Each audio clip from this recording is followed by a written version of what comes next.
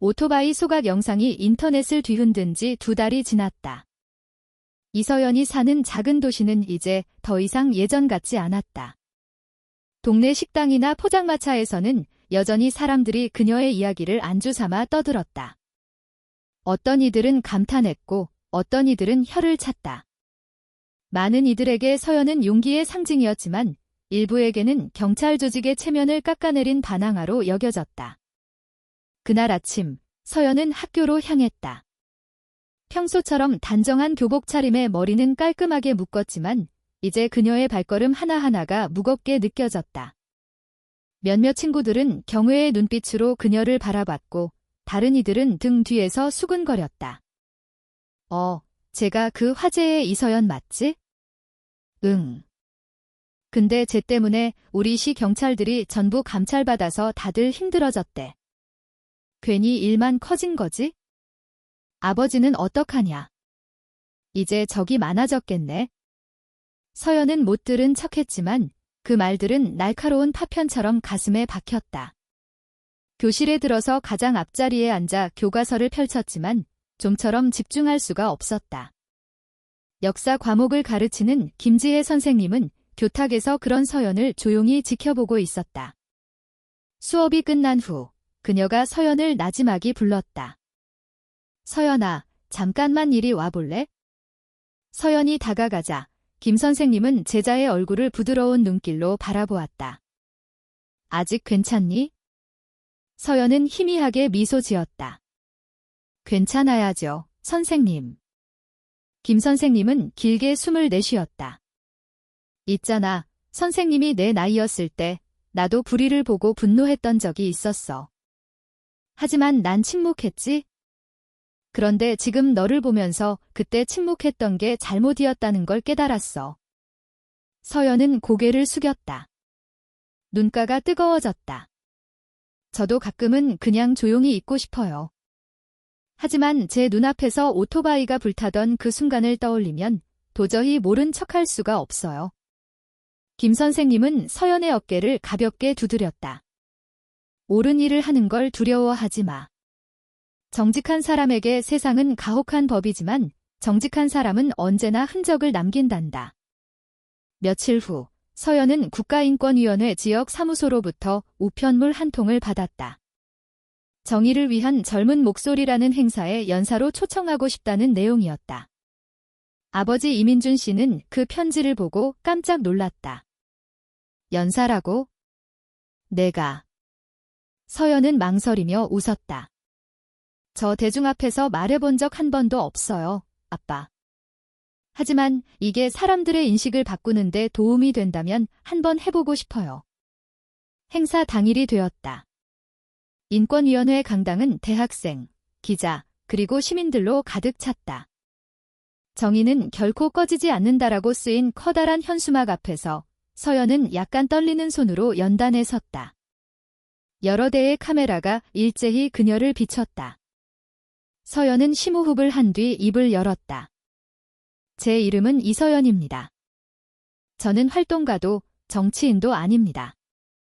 경찰에게 뇌물을 주지 않았다는 이유로 오토바이를 잃었던 평범한 고등학생일 뿐입니다. 그날 저는 두려웠습니다. 하지만 제가 침묵하는 것은 더 두려웠습니다. 침묵은 힘없는 사람에게는 권리가 없다는 사실에 동의하는 것과 같기 때문입니다. 저는 이 나라가 정직해도 벌받지 않고 부당한 요구를 거절해도 모든 것을 잃지 않는 곳이 되기를 바랍니다. 만약 한 평범한 10대의 용기가 이 부패한 시스템의 아주 작은 부분이라도 바꿀 수 있다면 그 싸움은 결코 헛된 것이 아닐 겁니다. 강당 안에서 우레와 같은 박수가 터져나왔다. 어떤 이들은 자리에서 일어났고 어떤 이들은 조용히 눈물을 훔쳤다. 그날 이후 이서연이라는 이름은 전국적으로 알려지기 시작했다. 많은 언론이 그녀에 대해 기사를 썼고 몇몇 교육기관에서는 그녀를 젊은 반부패의 상징으로 초청하기도 했다. 하지만 모든 제안이 순수한 의도로 다가온 것은 아니었다. 어느 날 오후 깔끔한 셔츠 차림의 한 남자가 그들의 집을 찾아왔다. 그는 자신을 서울의 대형 방송사 프로듀서인 한 PD라고 소개했다. 이민준 선생님, 그리고 서연 양. 저희가 두 분의 이야기를 웹드라마로 제작하고 싶습니다. 정말 감동적인 이야기라서요. 물론 합당한 보상도 해드릴 겁니다. 이민준 씨는 잠시 서연을 바라보았다. 내 생각은 어떠니, 딸아? 서연은 한 PD를 조심스럽게 쳐다보았다. 그 드라마가 많은 사람들을 깨우칠 수 있다면 하고 싶어요. 하지만 제 이야기가 시청률을 위해 자극적으로 각색되는 건 원치 않아요. 이건 웃긴 이야기가 아니에요. 진실에 대한 이야기라고요. 한 PD는 어색하게 미소 지었다. 물론이죠. 물론입니다. 저희가 교훈적인 메시지를 잘 살리도록 하겠습니다. 그러나 몇 달 후 방영된 드라마를 보며 서연은 깊은 실망감에 휩싸였다. 그녀의 이야기는 완전히 왜곡되어 있었다. 그녀는 감정적이고 무례한 학생으로 그려졌고 심지어 오토바이 소각 장면은 마치 쌍방과실인 것처럼 연출되었다. 아빠, 거실에서 그녀가 힘없이 말했다. 그 사람들이 모든 걸 바꿔버렸어요. 이민준 씨는 굳은 표정으로 TV 화면을 응시했다. 그게 바로 세상이란다, 딸아. 진실도 악한 사람의 손에 들어가면 무기가 될 수 있는 거야? 그 드라마가 방영된 후 여론은 다시 갈라졌다. 서연을 의심하는 사람들이 생겨나기 시작했다. 아, 어쩌면 그 경찰이 완전히 잘못한 건 아닐지도 몰라. 방송 보니까 이서연도 막 대들었다며. 그러게. 결국 둘 다 잘못한 거네. 서연은 피로감을 느꼈다. 한때 그녀를 응원했던 인터넷 세상은 이제 악의적인 댓글로 가득 찬 공간으로 변해 있었다. 그날 밤, 그녀는 모든 알림을 끄고 베란다에 앉았다. 제가 틀렸던 걸까요? 아빠, 그녀가 조용히 물었다. 이민준 씨는 사랑이 가득한 눈으로 딸을 바라보았다. 넌 틀리지 않았어, 딸아. 다만 세상은 어둠을 들추는 사람을 좋아하지 않을 때가 있단다. 어둠 속이 더 편한 사람들이 있으니까. 서연은 밤하늘의 별을 올려다보았다. 그렇다면 그냥 제가 그 속의 작은 촛불이 될래요? 몇 주 후 박태수 경사는 경찰 징계위원회에 회부되었다. 그 소식은 모든 언론을 통해 보도되었다. 그는 유죄 판결을 받고 경찰에서 파면되었다. 하지만 그의 형사재판은 지방법원에서 계속 진행 중이었다. 판사가 판결을 낭독할 때 박태수는 고개를 숙였다. 이번에는 그의 얼굴에 분노 대신 깊은 피로감만 서려 있었다. 법원 밖에서 기자들이 인터뷰를 위해 서연에게 몰려들었다. 서연 양, 가해자가 유죄 판결을 받은 것에 대해 어떻게 생각하십니까? 서연은 차분하게 대답했다. 누군가 벌 받는 것을 보고 행복하지는 않습니다. 하지만 법이 마침내 오른편에 서게 되어 안도합니다. 다른 기자가 물었다. 만약 기회가 주어진다면 그를 용서할 건가요? 서연은 잠시 침묵한 뒤 말했다. 저는 제 오토바이가 불타던 첫날부터 이미 그를 용서했습니다. 하지만 용서하는 것과 있는 것은 다릅니다. 그 대답은 소셜미디어에서 인용되며 삽시간에 퍼져나갔다. 많은 사람들이 자신의 SNS 상태 메시지에 그 문구를 올렸고 심지어 대학가의 현수막에 인쇄되기도 했다. 용서하는 것과 있는 것은 다르다. 하지만 서연의 삶이 그렇게 쉽게 평온을 되찾은 것은 아니었다. 사건이 종결된 후 그녀는 고립감을 느끼기 시작했다. 몇몇 친구들은 문제에 엮일까 봐 두려워 그녀를 피했다. 어느 날 학교 식당에서 예전에 친했던 두 친구가 다른 테이블에 앉으며 속삭였다. 얘야, 이서연이랑 같이 앉지 마. 또 기자들한테 찍힐라. 내버려둬. 걘 이제 유명인이잖아. 근데 유명한 게 꼭 좋은 것만은 아니지. 서연은 모든 것을 들었지만 침묵을 선택했다. 그녀는 불의에 맞서 싸우는 용기는 종종 홀로 서는 용기를 의미한다는 것을 배우고 있었다. 다행히 그녀 곁에는 언제나 함께해주는 진정한 친구, 유나가 있었다. 서연아, 그거 알아? 나 예전엔 너처럼 되고 싶었어. 근데 내가 싸우는 걸 보고 나니까 정직한 사람이 되는 게 얼마나 힘든 일인지 깨달았어.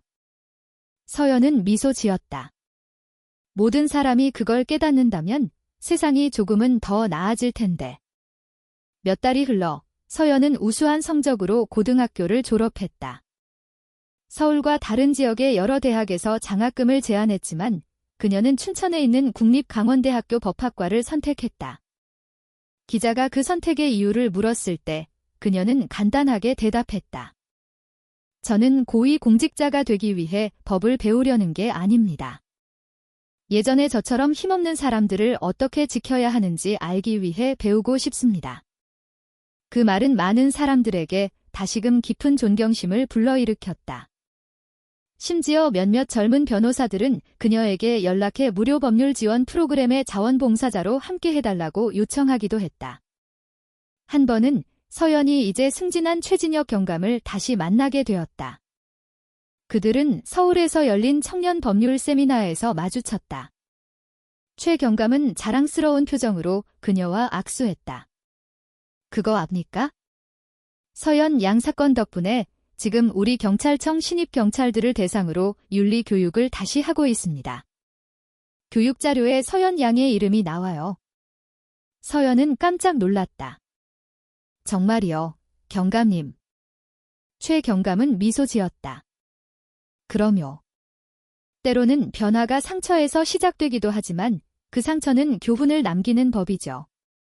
서연은 고개를 숙이며 작게 미소 지었다.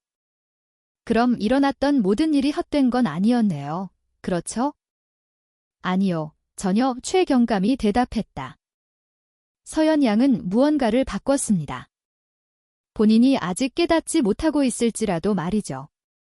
하지만 이야기는 아직 완전히 끝나지 않았다. 어느 날 밤, 서연은 발신인이 없는 편지 한 통을 받았다. 봉투 안에는 단 한 장의 종이가 들어 있었다. 고맙습니다. 당신 덕분에 어제 길에서 부당한 요구를 거절할 용기를 냈습니다. 그 경찰은 화를 냈지만 저는 더 이상 두렵지 않았습니다. 그날 오후, 태양은 강원도의 작은 도시 위에서 이글거렸다. 살갗을 뚫을 듯한 뜨거운 열기였다. 길게 뻗은 도로 양옆으로는 줄지어 선 식당, 정비소, 가게들 사이로 오토바이들이 쉴 새 없이 오갔다. 배기음 소리는 튀김을 파는 상인의 외침과 뒤섞였다. 그 소란 속에서 단정한 교복 차림의 한 여학생이 작은 스쿠터를 천천히 몰고 있었다. 등 뒤에는 자연을 사랑하고 부패를 멀리하자라고 쓰인 천 가방이 걸려 있었다. 그녀의 이름은 이서연, 17살, 이 도시의 국립고등학교 3학년이었다. 깔끔하게 따은 머리, 차분한 얼굴이었지만 그녀의 눈에는 나이에 어울리지 않는 용기가 담겨 있었다. 그녀는 학생회 회의를 마치고 학교에서 막 돌아오는 길이었다. 서연은 학교에서 정직과 정의에 대해 목소리를 내는 비판적인 학생으로 알려져 있었다. 그녀의 아버지 이민준 씨는 집 근처 작은 오토바이 수리점에서 일하는 평범한 기술자였다. 어머니는 오래전에 돌아가셨고 서연은 종종 학교를 마친 후 아버지를 도왔다. 스쿠터가 시장 근처 사거리를 지날 때 그녀는 교통질서 확립작전이라고 쓰인 작은 초소를 보았다. 3명의 경찰관이 서 있었다. 그중 한 명은 선글라스를 낀 거구의 남자로 손에는 범칙금 통지서를 들고 있었다. 그 옆에서는 다른 2 경찰이 몇몇 운전자를 멈춰 세우고 있었다. 서연은 스쿠터의 속도를 줄였다. 자신이 위반한 것은 아무것도 없다는 것을 알았다. 헬멧도 썼고 서류도 모두 챙겼다. 하지만 최근 들어 이 근방 주민들이 불법적인 금품 요구를 위한 단속이라며 불평하는 소리를 자주 들었기에 긴장감이 스며들었다. 거구의 경찰이 손을 들었다. 학생, 멈춰요. 서연은 브레이크를 밟고 길가에 스쿠터를 세운 뒤 시동을 껐다. 네, 경사님. 무슨 일이시죠? 경찰은 그녀를 위아래로 훑어보더니 낡은 스쿠터를 쳐다보았다. 서류 좀 봅시다. 서연은 가방을 열어 운전면허증과 등록증을 건넸다. 경찰은 무표정한 얼굴로 서류를 확인하더니 짧게 말했다. 이 스쿠터, 왼쪽 사이드미러는 왜 없어요? 서연은 재빨리 스쿠터를 확인하고는 고개를 저었다. 있어요, 경사님. 근데 좀 헐거워져서 아까 수리점에 잠시 맡겨뒀어요. 이따 저녁에 다시 달려고요. 경찰은 범칙금 통지서를 탁 소리 나게 닫았다. 그렇게는 안 되죠, 학생. 규칙상 도로 위에서는 모든 부품이 완벽해야 합니다. 이건 명백한 위반이에요. 서연은 마른 침을 삼켰다. 하지만 저는 학교에서 집까지 아주 잠깐 지나가는 길이었어요. 게다가 서류도 다 있잖아요. 수리점에 가서 사이드미러를 가져오는데 5분도 안 걸려요. 경찰은 날카로운 눈으로 그녀를 쳐다보더니 목소리를 낮췄다. 그냥 이렇게 합시다. 복잡하게 만들지 말고 그냥 행정처리 비용으로 5만 원만 내요. 나중에 서류 압수당하는 것보다는 낫잖아요. 서연은 그 경찰을 믿을 수 없다는 듯이 쳐다보았다. 행정처리 비용이요? 경찰은 주위를 힐끗 보더니 눈썹을 치켜세웠다.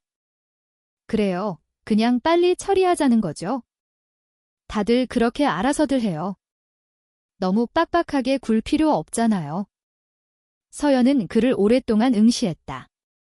가슴속에서 분노와 두려움이 뒤섞여 끌어올랐다. 이것은 규칙의 문제가 아니라는 것을 직감했다. 명백한 뇌물 요구였다. 죄송합니다. 경사님이 그녀가 단호하게 말했다. 하지만 정식 벌금이 아니라면 돈을 드릴 수 없습니다. 제가 정말 잘못했다면 차라리 범칙금 통지서를 발부해 주세요. 경찰의 얼굴이 순간적으로 굳어졌다. 미소가 사라졌다. 지금 나한테 그렇게 말할 용기가 있나 보지? 서연은 스쿠터 옆에 꼿꼿이 서 있었다. 저는 그냥 옳은 말을 했을 뿐입니다. 경찰이 한 걸음 다가섰다. 그의 뒤에서 다른 두 경찰은 마치 재미있는 구경거리를 보는 듯한 표정으로 지켜보고 있었다. 어린애가 법에 대해 뭘 좀 아는 척하는군. 그가 비꼬는 투로 말했다. 경찰이 이 뜨거운 길바닥에서 공짜로 일하는 줄 알아? 경찰은 추가 수입을 위해서가 아니라 시민을 위해 일하는 거잖아요. 서연이 자기도 모르게 대답했다. 주위가 소란스러워지기 시작했다. 길가에 몇몇 상인들이 지켜보고 있었지만 감히 다가오지는 못했다. 긴장감이 흘렀다. 경찰은 길게 숨을 내쉬고는 서연을 날카로운 눈으로 쏘아보았다. 그렇다면 경찰서에 가서 직접 해결해. 하지만 내가 그렇게 고집을 부리니 서류는 일단 내가 보관하겠다. 그는 서연의 면허증과 등록증을 제복 주머니에 넣었다. 서연은 애써 참으려 했지만 손이 떨렸다. 경사님, 그건 제 서류입니다. 범칙금 통지서도 없이 압수할 권리는 없으세요. 경찰은 차가운 얼굴로 돌아보았다. 지금 나를 가르치려는 거냐? 서연은 휴대폰을 꺼내 그 경찰을 향해 카메라를 겨눴다. 이거 녹화하겠습니다. 경사님. 증거를 위해서요. 비난하려는 게 아니라 절차가 어떻게 되는지 알고 싶을 뿐입니다. 그 작은 행동이 즉시 분위기를 바꾸었다. 거구의 경찰은 본능적으로 서연의 손을 세게 쳐냈고 휴대폰이 땅에 떨어졌다. 내가 감히, 그가 소리쳤다. 서연이 휴대폰을 집으려고 몸을 숙였지만 검은 구둣발이 먼저 휴대폰을 짓밟았다. 액정이 깨졌다. 주위로 사람들이 모여들기 시작했다. 야채를 파는 한 아주머니는 입을 가렸다. 오토바이 택시 기사 한 명은 속삭였다. 와, 이거 큰일 나겠는데. 경찰은 더욱 화가 났다. 아마도 많은 사람들이 지켜보고 있다는 사실에 창피함을 느꼈기 때문일 것이다. 내가 나를 이길 수 있을 것 같아? 서연은 눈물이 그렁그렁한 채로 그를 바라보았다. 저는 단지 정의를 원했을 뿐입니다. 정혜, 그가 크게 소리쳤다. 그는 서연의 스쿠터를 걷어차 쓰러뜨렸다. 이게 너를 위한 정의다. 스쿠터의 연료 탱크에서 휘발유가 흘러나왔다. 매캐한 냄새가 코를 찔렀다. 경찰은 주머니에서 라이터를 꺼내 불을 붙이고는 분노에 찬 얼굴로 스쿠터를 향해 던졌다. 불길이 순식간에 타올랐다. 휙! 스쿠터가 길 한가운데서 불타올랐다. 그 불빛이 창백해진 서연의 얼굴에 반사되었다. 사람들은 공포에 질려 소리쳤지만 아무도 감히 다가서지 못했다. 서연은 그저 그 자리에 서 있었다. 소리 없는 눈물이 뺨을 타고 흘러내렸다. 아버지가 2년 동안 저축한 돈으로 사주신 스쿠터가 이제 그녀의 눈앞에서 재가 되고 있었다. 경찰은 군중을 향해 돌아섰다. 누구든 끼어들면 체포하겠다. 그는 큰 소리로 말하고는 자랑스럽게 가슴을 두드리며 초소로 들어갔다. 몇 분 후, 불은 저절로 꺼졌다. 검게 그을린 뼈대만 앙상하게 남아있었다. 서연은 땅에 무릎을 꿇고 타버린 스쿠터 열쇠를 떨리는 손으로 붙잡았다. 한 노인이 조용히 다가와 속삭였다. 학생, 신고해야 해. 가만히 있으면 안 돼. 하지만 조심하게, 저 사람 힘이 센 사람이야. 서연은 얼굴을 들었다. 그녀의 눈은 더 이상 단순한 눈물이 아니었다. 그 안에는 스쿠터를 태운 불길과는 다른 또 다른 불꽃이 타오르고 있었다. 그날 저녁, 서연은 걸어서 집에 도착했다. 아버지 이민준 씨는 수리점 앞에서 오토바이 엔진을 고치고 있었다. 눈이 붓고 스쿠터 없이 돌아온 딸을 보자 그의 얼굴이 순식간에 굳어졌다. 서연아. 스쿠터는 어디 있니? 서연은 고개를 숙였다. 아빠 불탔어요. 불탔다고 이민준 씨는 벌떡 일어섰다. 누가 감히? 경찰이요, 아빠. 방 안은 순간 정적에 휩싸였다. 밖에서 들려오는 저녁 새소리가 유난히 선명했다. 처음부터 이야기해보렴 이민준 씨가 나지막이 말했지만 그의 얼굴은 굳어 있었다. 서연은 단속, 뇌물 요구, 거절, 그리고 스쿠터가 불타던 순간까지 모든 것을 털어놓았다. 그녀는 휴대폰이 완전히 망가지기 전에 잠시 녹화했던 짧은 영상을 보여주었다. 단 2초짜리 영상이었지만 경찰이 스쿠터를 걷어차고 사람들이 비명을 지르는 모습이 충분히 담겨 있었다. 이민준 씨는 오랫동안 말이 없었다. 그의 손은 테이블 위에 드라이버를 꽉 쥐고 있었다. 그 경찰 이름, 아니, 명찰에 박태수라고 쓰여 있었어요. 이민준 씨는 길게 한숨을 내쉬었다. 그 사람 여기서 오래 일한 사람이야. 많은 주민들이 싫어하지만 아무도 감히 맞서지 못했지. 서연은 아버지를 바라보았다. 우리가 침묵하면 그들은 더 대담해질 거예요. 이민준 씨는 아직 10대지만 이미 정의감에 불타는 어른처럼 말하는 딸의 얼굴을 보았다. 그의 마음은 자랑스러움과 두려움으로 흔들렸다. 오늘 밤 경찰서에 가자. 그가 마침내 말했다. 신고해야지. 서연은 고개를 끄덕였지만 마음 한구석에서는 지울 수 없는 불안감이 맴돌았다. 이런 작은 도시에서 박태수 같은 사람에게 맞서는 것이 결코 작은 일이 아니라는 것을 그녀는 알고 있었다. 그날 밤 춘천경찰서의 민원실은 이미 한산했다. 책상 앞에서 하품을 하는 당직 경찰관 한 명만 자리를 지키고 있었다. 이민준 씨와 서연은 영상 증거와 스쿠터 서류를 들고 찾아왔다. 당직 경찰은 그들을 힐끗 쳐다보더니 차갑게 말했다. 무슨 일로 오셨습니까?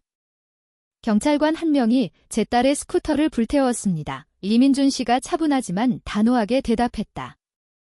당직 경찰은 믿을 수 없다는 듯이 그들을 쳐다보았다. 어떤 경찰 말씀이십니까?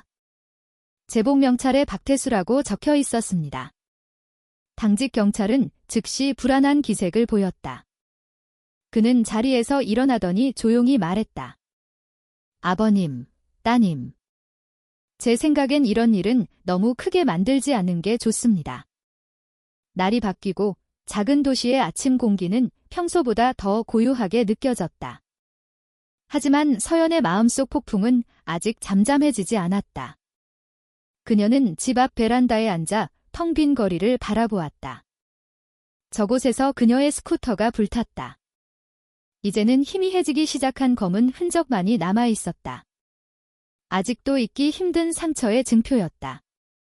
그러나 좋은 소식은 예상보다 빨리 찾아왔다. 한 전국 언론사의 기자가 그녀의 집을 찾아왔다. 서연 양, 저희는 당신의 입장을 직접 듣고 싶습니다. 영상이 퍼진 후에 많은 분들이 공감하고 있어요. 검은 재킷을 입은 남자가 부드러운 목소리로 말했다. 서연은 처음에는 긴장했지만 아버지의 격려에 힘입어 처음부터 모든 것을 이야기했다. 뇌물 요구, 협박, 스쿠터 소각, 그리고 주위 사람들이 두려움 때문에 침묵했던 상황까지. 기자는 진지하게 들으며 모든 세부 사항을 기록했다. 얼마 지나지 않아 그 보도는 충격. 여고생, 경찰의 뇌물 요구에 맞서다. 나라를 뒤흔든 작은 목소리라는 제목으로 전국 방송에 나갔다. 그 보도는 대중을 분노하게 했다. 소셜미디어는 이서연을 위한 정의라는 해시태그로 가득 찼다. 많은 대학생들이 거리로 나와 관련 경찰의 처벌을 요구했다. 과거에는 두려워서 말하지 못했던 주민들도 이제 하나둘씩 입을 열기 시작했다. 그들 지역에 뇌물 요구가 오래전부터 있어 왔음을 인정했다. 그날 오후, 검은 차 2대가 서연의 집으로 왔다. 차 안에서 경찰청 감사관실 마크가 달린 단정한 제복을 입은 몇몇 남자가 내렸다.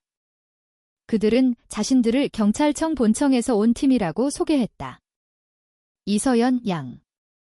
저희는 추가 조사를 위해 왔습니다. 용기 내어 말해주셔서 감사합니다. 그들 중 한 명이 말했다. 그들은 상세한 진술을 요청한 뒤 소각 현장에서 증거물을 수거해 갔다. 모든 것이 마치 위에서 강력한 지시가 내려온 것처럼 신속하게 진행되었다. 얼마 지나지 않아 큰 소식이 전해졌다. 박태수 경사를 포함한 3명의 경찰관이 공식적으로 체포되고 직위 해제되었다는 것이다. 그날 밤, 마을 주민 전체가 서연의 집마당에 모였다. 작은 등불들이 그들의 안도하는 얼굴을 비추었다. 동네 이장님이 앞에 서서 큰 소리로 말했다. 이 아이가 우리 모두에게 용기가 무엇인지 가르쳐 주었습니다. 우리는 너무 오랫동안 침묵했고 이 아이가 우리를 일깨워 주었습니다. 서연의 눈에서 눈물이 흘렀다. 자신의 자존심을 지키기 위해 시작했던 싸움이 이렇게 큰 변화를 가져올 줄은 상상도 못했다. 하지만 그녀는 교만하지 않았다. 그저 미소 지으며 조용히 말했다. 저는 단지 공정함을 원했을 뿐이에요. 스쿠터는 다시 살 수 있지만 정의는 그럴 수 없으니까요. 몇 달 후 여러 곳에서 도움이 찾아왔다.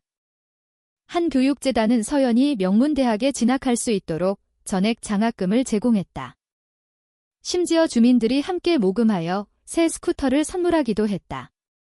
하지만 서연은 그 스쿠터를 결코 거만하게 타지 않았다. 그녀는 그저 그것을 바라보며 말했다. 이건 보상이 아니에요. 힘없는 사람도 당당히 설 수 있다는 상징이에요. 졸업식이 다가왔다. 서연은 소박한 졸업가운을 입고 학교 강단 위에 섰다. 그녀의 이름이 불리자 모든 학생들이 일어나 박수를 쳤다. 선생님들은 자랑스러운 눈으로 그녀를 바라보았다. 그녀는 학교로부터 진실을 위해 싸운 용기와 굳은 마음에 대하여라고 쓰인 특별 공로상을 받았다. 식이 끝난 후 김지혜 선생님이 다가와 그녀를 안아주었다. 넌 너 자신만 구한 게 아니란다, 서연아. 우리 모두의 존엄성을 구해준 거야? 멀리서 서연은 저녁 하늘을 바라보았다. 싸움이 아직 끝나지 않았다는 것을 알았다. 하지만 적어도 이제 사람들은 알게 되었다. 불의에 결코 침묵해서는 안 된다는 것을. 그것이 아무리 작을지라도. 그녀는 쓰라린 과거를 뒤로하고 차분하게 앞으로 나아갔다. 그리고 그 길 위에서 저녁 바람이 부드럽게 불어왔다. 그것은 한 사람의 용기가 많은 사람의 운명을 바꾼